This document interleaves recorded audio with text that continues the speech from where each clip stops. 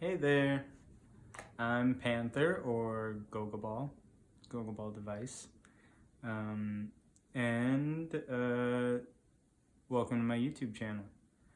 I really don't know what I'm doing here. I'll be completely honest to start out with. I'm an artist. It's taken me a lot of years to be able to admit that or say that out loud, but I'm an artist who has yet to make money off of his own art, so yay. I'm sure a lot of you can maybe identify with that. But yeah, for this series, I just wanted to go over one of my favorite books, The Artist's Way, which I love. It's made a huge impact on me and my artist journey. So I just want to talk a little bit about myself and about this book and just a brief overview, and then over the next 12 videos, theoretically, another issue that I have as an artist is follow through. You may identify with that too. So anyways, let's see if I can make it through 12 videos of this. Kind of what my plan is off the dome is, like I said, I'm just going to introduce myself a little bit and The Artist's Way on this video, and then over the next 12 videos, I'm just going to talk about each chapter, give a little brief overview of the chapter and the tasks, and just kind of talk about what tasks I actually did, and show you kind of some of my answers and some of my work, and maybe you can find something useful out of it. So first, a little bit about me. Yeah, like I said, I'm an artist. I've always felt that way through my life. Like, I've always bent towards artistic things. Music, I've always been really into music. Writing, when I learned how to write poetry or write short stories, I was pretty fascinated with that. Art, sketching, and just working with other mediums, like, I've always just kind of bent towards that. However, I've spent most of my time, most of my life, just trying to fit in with society, which isn't really conducive for the artist lifestyle. You probably know that if you're an artist out there. So yeah, I want to say I'm currently 36, and I want to say that I'm on my 35th or 36th job of my life. Yeah, I just kind of cycled through them all over the place because as an artist, I still need to feed myself and pay my bills. And it seems the older I've gotten and the more time has gone on, the more time and personal energy it takes to fulfill that first portion, leaving not much room for my actual artistic pursuits and ideals. So yeah, right now I'm in between jobs, looking for another job to feed myself, kind of probably for the 35th time in my life, at a crossroads where I'm wondering, what if I put all that energy that I put into finding a job or working for somebody else or making somebody else money into my own thing, into my own art and into my own passions and pursuits. So yeah, I guess this video is kind of like a part of that, like the dream would be that I could be making a living off of selling my art and selling prints of my art, and off of revenue streams like YouTube and etc. So this is kind of like just a part of that. But yeah, I've always been an artist, always been into art and spirituality. I would say I started with music through elementary and high school, just being involved with that is what I spent a lot of time in. High school is when I learned how to write. I love writing music and poetry and then sketching, painting, just doing things on paper, on canvas is something that's pretty new for me. I always felt like I wasn't practiced enough for it. And anyways, over the past few months, I've just been exploring that and found that, oh, yeah, it's just another awesome form of expression, and I have things to express. in that medium.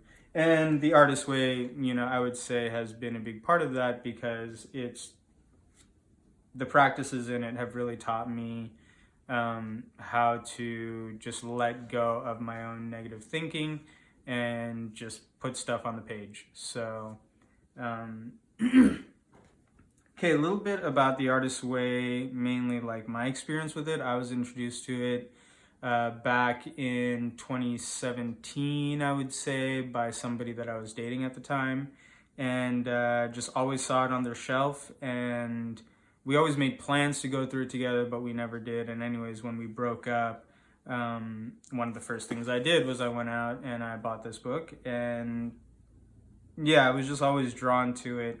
So once I got to doing it, this again, a little bit about where I was at the time. I just moved. I live in Arizona. I just moved from Arizona to Oregon in 2019 to help take care of my dad, and so that me and my sister could take care of him.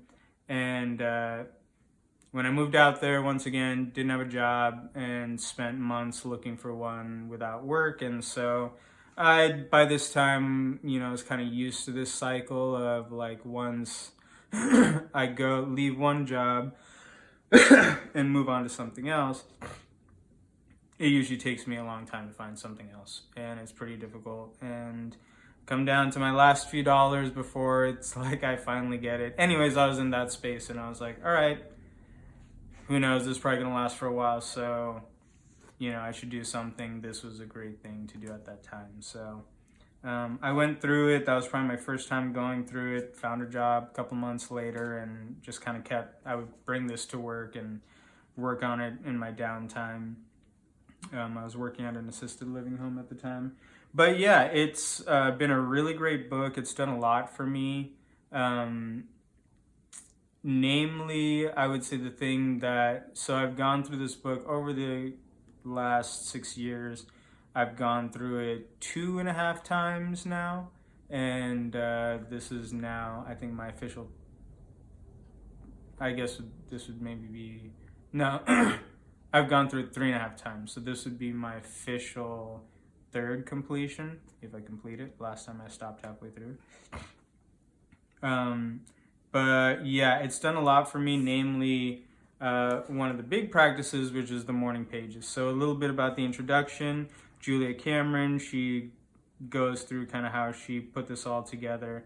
But the two main basic tools that she purports in chapter 2, puts forth in chapter 2, is the morning pages and the artist date. And the morning pages is really simple. It's just 3 pages of stream of consciousness journaling every day, every morning, first thing in the morning, or as close to first thing in the morning as possible. And I've been doing them since 2019, and they have become like my daily lifeline. It's just a good brain drain, a good brain dump for me. I'm pretty like cerebral, so it's great for me to just kind of like on the page first thing in the morning. Usually ends up being me just talking about my previous day and like what all happened, or I'll spin off into ideas. Like they often, to be honest, a lot of times it's just mainly boring writing and mixed in with just kind of like a lot of my negative self-talk. So it's kind of nice to just get it out on the page. And over the years, since I've been doing it every day, it just allowed me a lot of freedom to explore other ideas in the pages. Anyways, morning pages, I can't recommend them enough. If there's one thing that you take away from this program, and say you like get this book and you start it and you don't make it past the introduction, you just start doing the morning pages, like that's huge. That's like 75% of what you're going to get out of this book is doing those morning pages, in my opinion, because that's what I've taken away the most from this. So yeah, the morning pages and the artist date. Artist date is really where I struggle, I would say. I'm really on and off with it. Like there are times when I've been going through this book where I do it religiously every week, and then I just completely fall off the bandwagon. So the artist date is really just a weekly time that you set aside for you and your inner artist to just go out and do something between you two. Doesn't need to cost money. It can be as simple as going for a walk on one of your favorite walks, or to one of your favorite parks, or it can be going to like a dollar store. That's what a lot of my artist dates over the years have been, is just going to like an artist, or like, sorry, a dollar store or a thrift store or like a comic book store, or GameStop or something like that, with maybe like 10-20 bucks to spend. And even if I don't spend, it's just a time for me to just kind of like look around and just kind of see where my mind goes. So artist dates, super powerful. I don't take advantage of them nearly enough.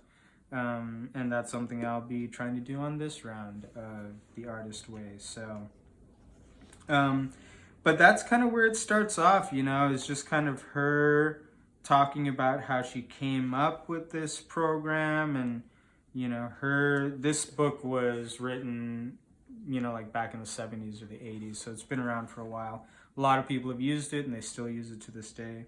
But yeah, the basic tools after the introduction is the morning pages and the artist date. And that's kind of the setup. That's how it kicks off. And there's a creativity contract.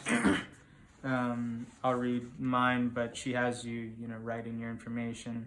I, Jonathan Prakash, understand that I'm undertaking an intensive guided encounter with my own creativity. I commit myself to the 12-week duration of the course. I, Jonathan Prakash, commit to weekly reading, daily morning pages, a weekly artist date, and the fulfillment of each week's task. I, Jonathan, further understand that this course will raise issues and emotions for me to deal with. I, Jonathan, commit myself to excellent self-care, adequate sleep, diet, exercise, and pampering for the duration of the course. And then you sign and date it.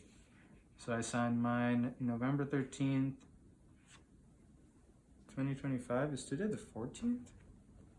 I don't know. Anyways, so yeah, that is the introduction. And then coming up next will be chapter 1, Recovering a Sense of Safety. And again, I'm just going to talk about the chapter a little bit and mainly just go through the tasks and which ones stood out to me and which ones I liked. So yeah, thanks so much for joining me. If you haven't heard about it, now you know. The Artist Way by Julia Cameron. Super great book, highly recommended. And yeah, we're going to go through it over the next 12 weeks. Thanks for watching.